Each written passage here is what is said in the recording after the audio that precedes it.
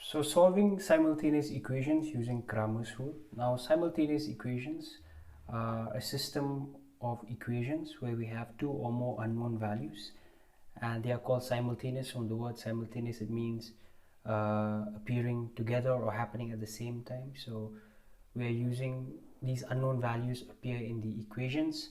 So how in two or more equations, so how do you go about solving that?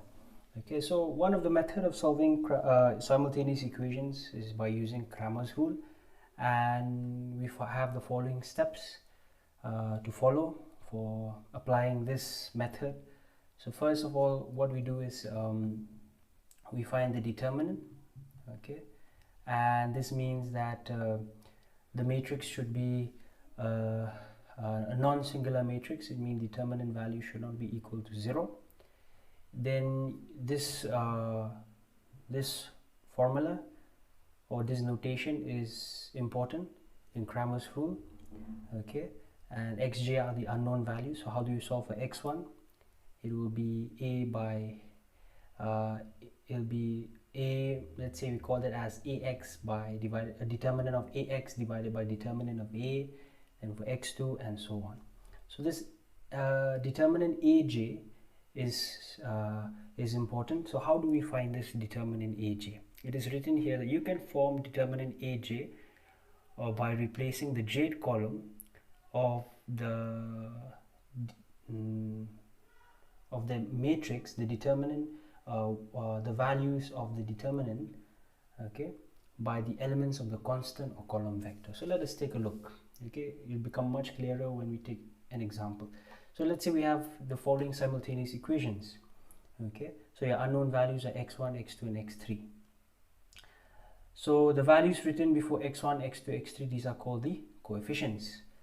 Okay, and if we don't have anything, okay, before x1, it simply means there's the value of 1. Okay, so these equations can be expressed in the form of a matrix. Okay, I think that is obvious because if we multiply this this row with this column, these column values, what you get is 2x1 plus x2 plus 3x3. Okay, then you multiply this row with this column, you get x1 minus 2x2, so on and so forth. So in matrix form, this is what you get. Okay, so these over here represent the coefficients of x1, these values over here the coefficients of x2, and these values over here represent the coefficients of x3. Okay, so let us call this matrix as A, and let A be denoted as the coefficient matrix. x1, x2, x3, these are the unknown values that we have to find. So that is the vector of unknown values, and B is the vector of constants, which is given to us. So now we have to solve for these unknown values. So we have to follow the steps. So the first step is to find the determinant of A, and remember, finding the determinant, we can use any value, but they must be of the same row or same column. So if we're using here 2, 1 and 3, they belong to the same row. Okay, so this is how we break down the steps of solving the determinant, if you remember. So what we do is, by deleting the row and column where 2 is found, okay, this over here and here, okay, this and this, so these are the values that are left. These are called the minors or the subdeterminants. Similarly, we have -1 because if you remember, these are positional values. Okay, so these signs are important, which means remembering the signs are important. Hence we have a negative value before, or negative sign before 1, then we have a positive sign below 3. So if you use 1, the minors of 1 or the subdeterminants of 1, okay, is found by using the elements 1, 5, 4, -1.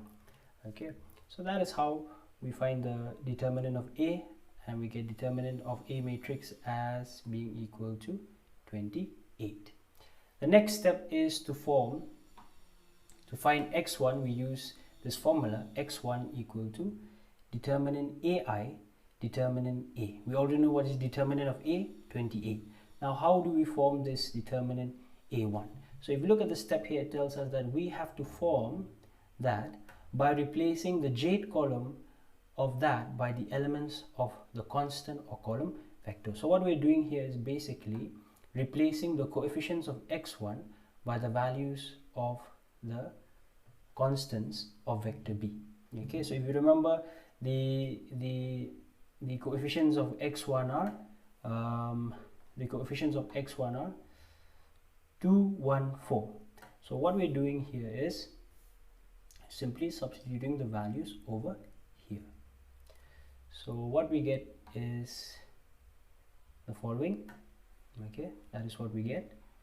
Then simply we use the process of finding a determinant, the way it is done. So if you're familiar with it, you can use this directly, or you can write down the minors of each of these elements that are used, so that if you're still confused and you're not comfortable with writing these values directly. Okay, so what we get is x1 is equal to 2. The next, you find x2. To find x2, this is the notation we use, determinant A2. How do we find A2? We simply substitute the values of the vector of constants into A2. So what we're doing here is we're now substituting the values over the coefficients of x2, which is 1, minus 2, and 3. So what we get here is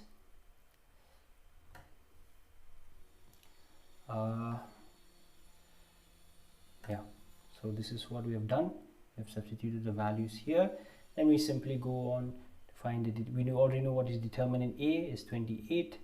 So we simply go on finding the values of x2. So similarly for x3, we substitute the values of B, or the constant vector. Okay. Remember, I forgot to mention that example here, when we're finding x1, okay, when we substitute the coefficients of x1, the coefficients of x2 and x3 will remain the same. And if we're finding x2, when we substitute the coefficients of x2 with constants of B, coefficients of x1, x3 will remain the same. And now in this case, when we're finding x3, and substituting it with the coefficients or with the constants of B, okay, the coefficients of x1 and x2 will remain the same. So if we look here, coefficients of x1, x2 are the same. It is only x3 that changes. So x3 is equal to 3. So that is how we solve simultaneous equations using Cramer's rule.